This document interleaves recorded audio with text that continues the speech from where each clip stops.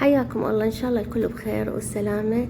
فيديو اليوم راح اجهز شرك وزردة ثواب اوزعها، فحبيت اصورها حتى اذا حبيتوا الفكرة ممكن تطبقوها وتوزعون هيجي ثواب بهذه الطريقة. تابعوا الفيديو للنهاية.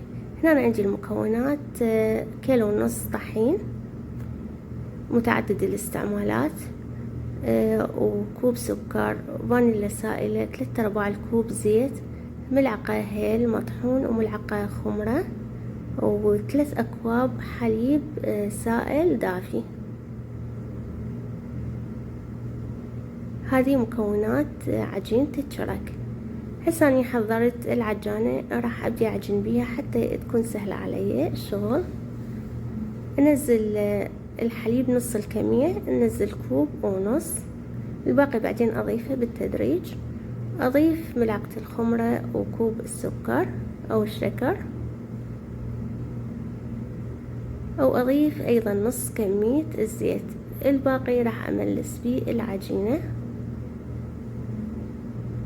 واضيف ملعقة الهيل وشوية من الفانيلا السائلة، او ممكن تستخدمون فانيلا باودر. طبعا هذه العجينة بدون بيض وبدون بيكنج باودر. اشغل العجانة وابدي انزل الطحين دفعات.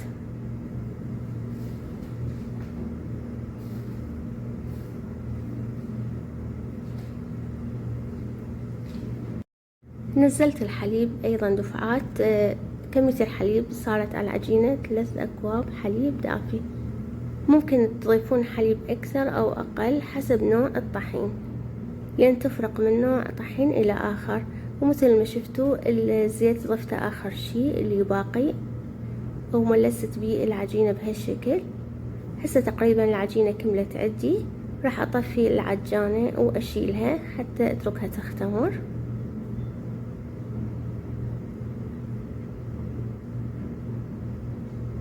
عجينة ممتازة وما تلتصق بالايد.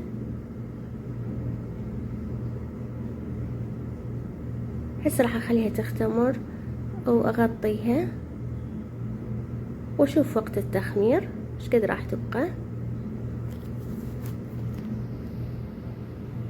وبما انه الجو حار كانت مدة التخمير 1.5 ساعة. وابدي اقطعها كرات.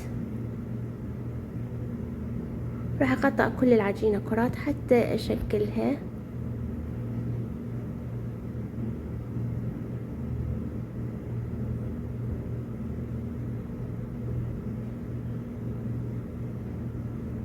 هذه الكمية صارت عندي 23 قطعة.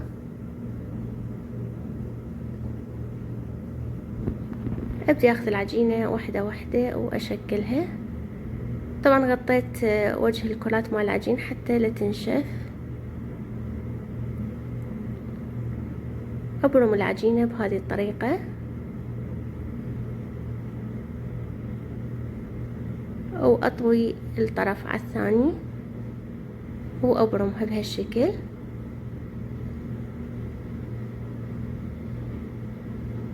وادخل الطرفين بهذه الحلقة واسدها. وعلى الصينية فرشتها بورق الزبدة، وايضا هذه القطعة الثانية.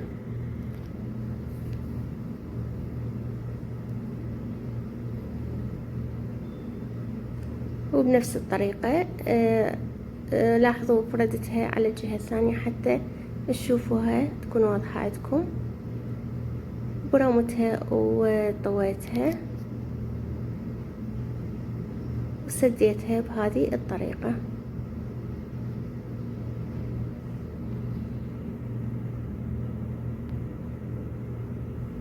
هذه القطعة راح اشكلها ضفيرة.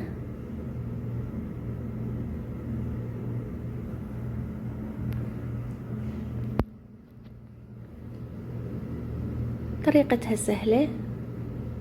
اختارت اشكل عجينة شرك بهذه الطريقة بدون ما استخدم شيبك حتى تكون سهلة عندي واوفر وقت.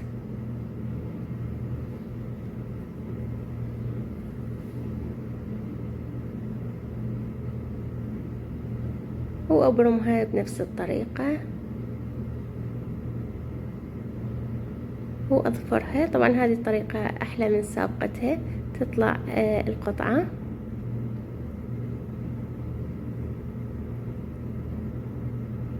كملت وبديت أدهن القطع بالبيض والحليب. بيضة خفقتها وضفت عليها ربع كوب حليب سائل. العجينة هذه راح تتخمر على مرحلتين، المرحلة الأولى اللي شفتوها بعد العجين، وهذه المرحلة الثانية بعد التشكيل. أضيف السمسم على قطعة شرك، أو ممكن تضيفون حبة البركة.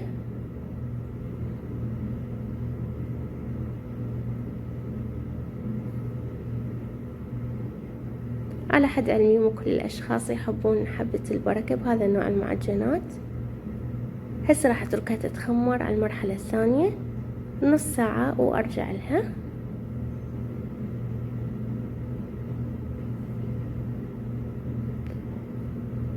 هسه أنا شغلت الفرن على الرف الأخير فقط من الأسفل، ودخلت الصينية، وبعد أن شويتها من الأسفل صعدتها للأعلى وكملت شوي. أول ما طلعتها من الفرن أبدي أصقلها بالزيت حتى تكون بها لمعة. وهسه نبدي نحضر الحلاوة الزردة. 5 أكواب تمن عنبر، غسلته أو جففته على الهواء، وهسه راح أبدي أطحنه. أهم شي يكون طحين التمن ناعم. طبعا ممكن تجيبوه جاهز، لكن أنا أحب أبدي هذا الشغل من الصفر، خاصة إذا كان ثواب حتى يكون بيه أجر أكثر. وأنزل الدهن بالقدر على النار. حبيت أستخدم دهن جنة لأن يكون طعمه يشبه الزبد. وأبدي أحمص طحين التمن، وأشتغل على نار وسط حتى ما يحترق وياخذ راحته التمن بالتحميص.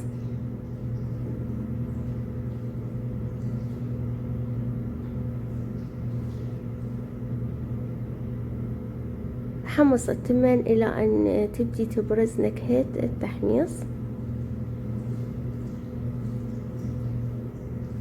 حتى تكون طعم الزردة أطيب.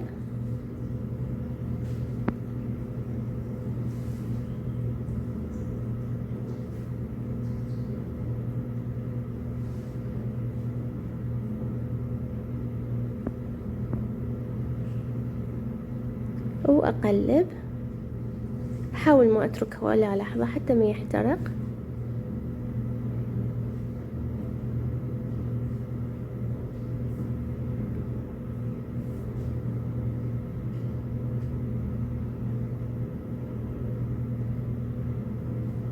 وتقريبا بديت أكمل.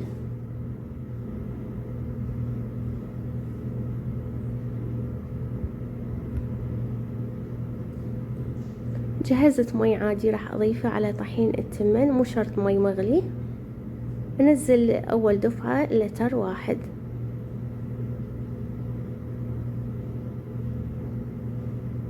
أخلط إلى أن تختفي كل هذه التكتلات. بهالأثناء أنا عليت النار شوية، ولاحظوا بدأ التمن يشرب المي اللي ضفته، وأضيف اللتر الثاني. بين كل 5 دقائق أضيف لتر.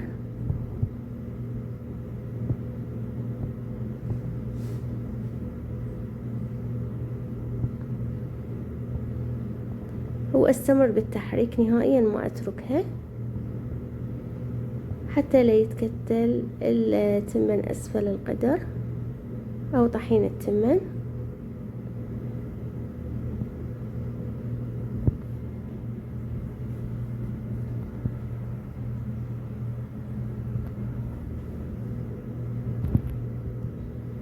وأرجع أضيف اللتر الثالث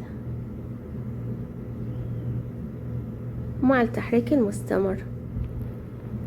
الكل كوب تمن صار أني ضايفة اللتر مي، يعني عندي 5 أكواب طحين تمن أضيف 5 لترات مي.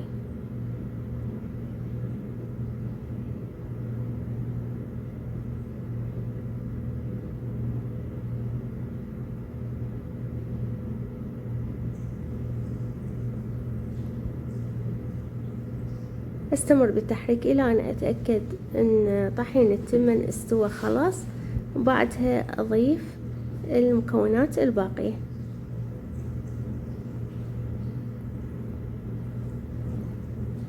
ومثل ما شفتوا ضفت اللتر الرابع.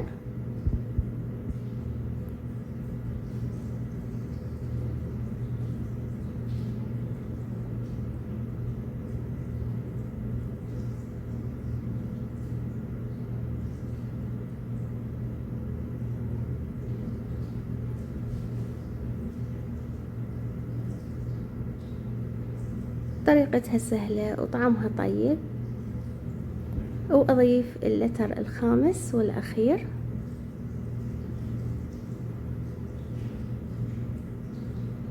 هنا جهزت المكونات اللي راح أضيفها بعد أن يستوي طحين التمن.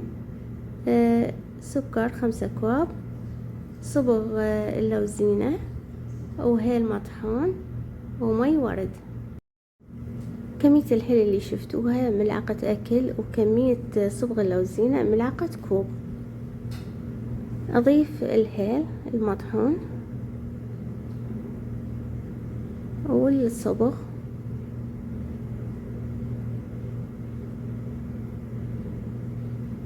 وأخلطهم.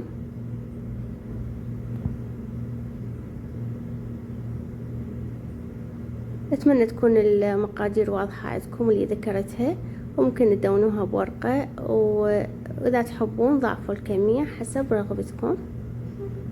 وهسه أضيف الشكر 5 أكواب. راح أعيد المقادير: 5 أكواب طحين تمن، 5 لترات مي، 5 أكواب شكر، ملعقة صبغ اللوزينة، وملعقة أكل هيل. وهسه آخر شي ضفت مي الورد ربع كوب.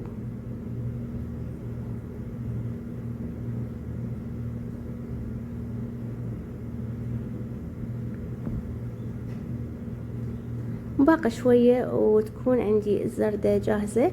مدة الطبخ كانت 2 ساعة. وهسه طفيت النار وأبدي أصبها بالأطباق.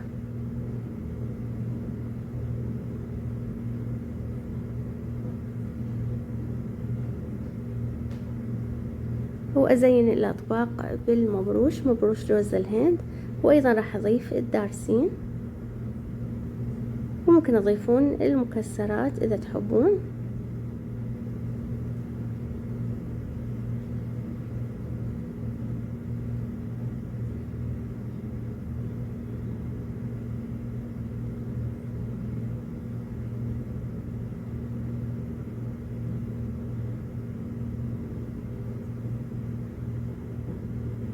طبعا نكهة الزردة جدا طيبة، خاصة وبها مي ورد والهيل عفوا. وأضيف الدارسين.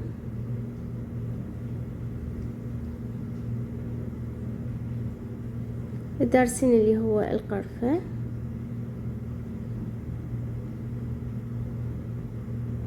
وبعد أن بردت عندي الزردة خليت عليها قطع شرك وصارت جاهزة للتوزيع. الكمية هذه صارت 15 طبق. بس راح أخلي الأطباق بأكياس نايلون حتى أبدي أوزعها، وإن شاء الله أواصل الثواب.